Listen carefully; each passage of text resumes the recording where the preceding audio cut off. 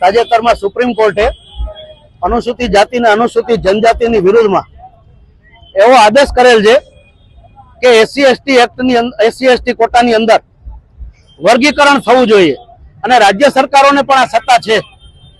ભારતીય સંવિધાનમાં આવી કોઈ જોગવાઈ નથી। 340(1) 340(2) ભારતીય સંવિધાનમાં આવી કોઈ જોગવાઈ છે નહીં કે સુપ્રીમ કોર્ટ આદેશ કરી શકે। સિર્ફ પાર્લામેન્ટ અને રાષ્ટ્રપતિના સત્તા છે।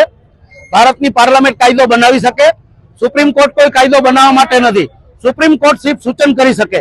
ભારતીય સંવિધાનની અંદર છેલ્લે જ્યારથી ભારત આઝાદ થયું ત્યારથી ભારતીય સંવિધાનને 9મી સૂચિમાં દાખલ કરવામાં આવેલ નથી। એટલે વખતો વખત અનુસૂચિત જાતિ અને જનજાતિના જે અધિકારો છે એના ઉપર આ સુપ્રીમ કોર્ટે બીજી વખત તરાપ મારેલ છે। એટલે સુપ્રીમ કોર્ટ આ દેશ ઉપર કોઈ સર્વોપરી નથી। આ દેશની જનતા સુપ્રીમ કોર્ટથી સર્વોપરી છે। સુપ્રીમ કોર્ટ સૂચન કરી શકે, એમને કોઈ એવો પાવર્સ નથી કે સરકારને આદેશ કરી શકે। જામનગરમાં તમામ સંગઠનો, તમામ આગેવાનો દલિત સમાજના અને આદિવાસી સમાજના આજે બહાર નીકળ્યા છે અને સ્વૈચ્છિક રીતે વેપારીઓ અમને સમર્થન કરે છે અને બંધ પાડેલ છે।